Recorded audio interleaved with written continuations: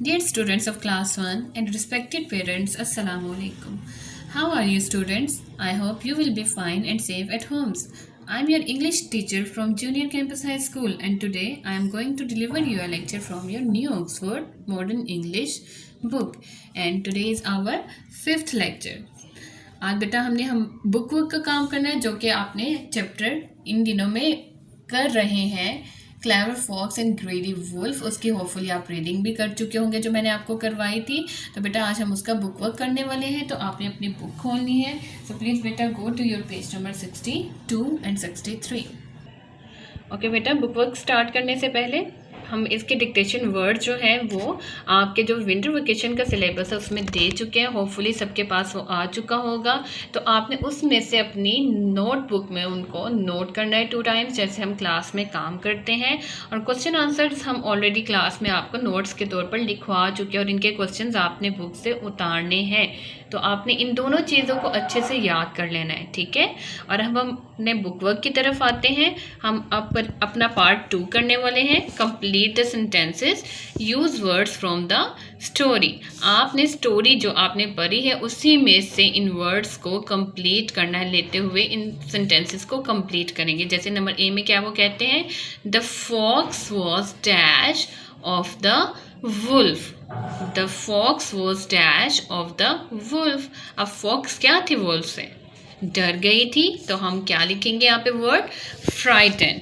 The fox was frightened of the wolf. FRIGHTENED,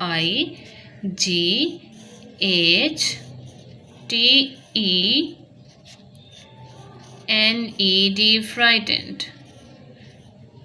आपने सारे काम को अच्छे अच्छे से करना है, खुद से करना है सॉल्व, और इसको याद भी करना है। The fox dash the wolf to an old house.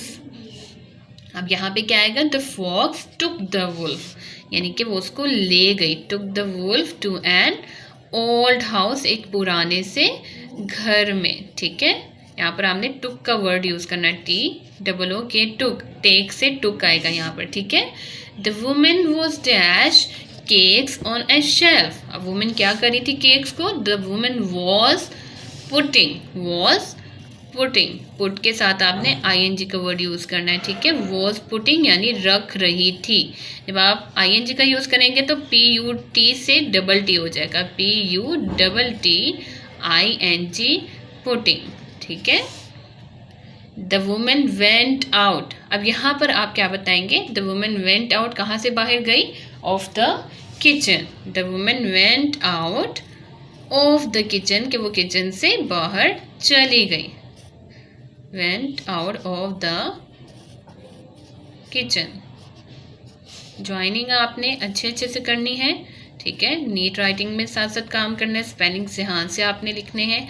आपको पता होना चाहिए कि आपका जितना भी ये काम है बुक का, नोटबुक का, सब सब्जेक्ट का, ठीक है, उसके मार्क्स आपको मिलेंगे, तो आपने बहुत ध्यान से करना है काम। नंबर E पे देखिए, द फॉक्स जम्प्ड। फॉक्स ने कहाँ से जंप किया, through the small window. The fox jumped through the small window.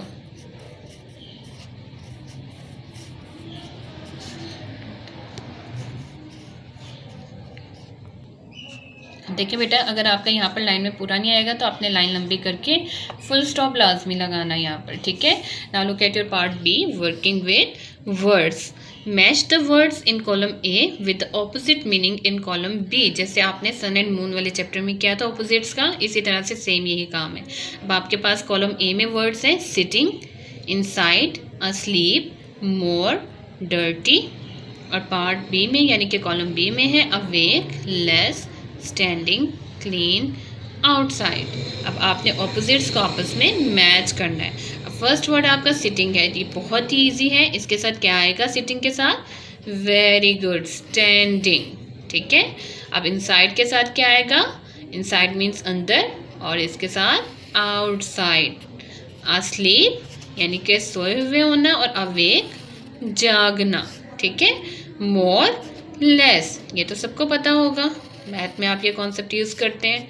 Dirty, clean. चलिए जी, आपने इसी तरह से इसको मैच कर लेना है। Now move to your page number 63। Part C1। आज हम पार्ट C1 जस्ट करेंगे। आपने इसको मेरे साथ सॉल्व करना है और ध्यान से समझना है बेटा। अब यहाँ पर आपका आ रहा है आस्किंग क्वेश्चंस, यानी क्वेश्चंस को पूछना। वो कहते हैं जी change the following into questions. आपके पास नीचे कुछ स्टेटमेंट्स हैं जिनको आपने क्वेश्चन में चेंज करना है और उसको ध्यान से आपने पहले समझ लेना है। अब आपकी एग्जाम्पल एक उन्होंने दी हुई है जिसमें आपके पास क्या स्टेटमेंट है, सेंटेंस क्या है आपका, the wolf eight the cakes, यानी कि उसने केक्स को खा लिया। ईट से अब आपका वर्ब चेंज हुआ है यहाँ पर। तो अब देखिए जब आपने इसको क्वेश्चन में चेंज करना है तो जब यस्टरडे की बात होती है तो हम क्वेश्चन डिड से स्टार्ट करते हैं। आपके क्वेश्चन आंसर जो आप कॉपीज में हर चैप्टर की लिखते हैं ना 3 क्वेश्चंस, उनमें अक्सर आपने देखा होगा डज का और डिड का यूज़ आता है। तो इसी तरह से हमने क्वेश्चंस को यहाँ पर बनाना है, लेकिन हमने वर्ब को फोकस करना है जो आपका एक्शन होगा। यानी कि यहाँ पर बात हो रही है कि केक उसने खा लिए, उसने केक को खा लिया, ठीक है ना। तो यहाँ पर हम येस्टरडे की बात के लिए डिड का वर्ड यूज़ करते हैं। हमेशा डिड लगाएंगे जब येस्टरडे की बात होगी तो हम कहेंगे डिड द वुल्फ। अब एट से हमने क्या कर दिया, ईट फर्स्ट फॉर्म में चेंज कर दिया, यानी सिंपल वर्ड आपने सिंपल वर्ब लगा दिया। Did the wolf eight the cakes और क्वेश्चन मार्क आ गया। आपने 3 चीज़ों को फोकस किया जब क्वेश्चन में चेंज किया। आपने वर्ब को किया, अगर येस्टरडे की बात है तो हमने डिड लगा दिया, ठीक है। और फिर बाद में सिंपल हमने वर्ब यूज़ किया और क्वेश्चन मार्क का यूज़ किया। अब जैसे कि मैं आपको ये सेंटेंसेस बताती हूँ, हमारे पास 4 सेंटेंसेस है। फर्स्ट वन आप देखिए ए वाला, the wolf jumped through the door. अब आपकी वुल्फ की बात हो रही है, जम्प्ड यानी कि अब ये भी येस्टरडे को शो कर रहा है कि उसने जंप किया डोर से, ठीक है। तो अब आप इसको चेंज करेंगे जब क्वेश्चन में, तो आप फर्स्ट वर्ड जो लगाएंगे, क्वेश्चन टैग जो लगाएंगे वो लगाएंगे डिड का। और आपने इसी पेज पर इस तरह से लाइंस लगा लेनी नीट सी, और इस तरह से ABCD करके आपने इनके जो क्वेश्चंस है वो बनाते जाने हैं। जैसे अब हम फर्स्ट सेंटेंस को चेंज कर रहे हैं, the wolf jump through the door से did the wolf, did the wolf। अब jumped से हम क्या चेंज कर रहे हैं, jump, ED को हम ख़त्म कर देंगे क्योंकि हमने यहाँ पर स्टार्ट में did का यूज़ किया। तो क्वेश्चन में अगर did का यूज़ हम कर रहे हैं तो ED का यूज़ हम अब नहीं करेंगे वर्ब के साथ। did the wolf jump through the window।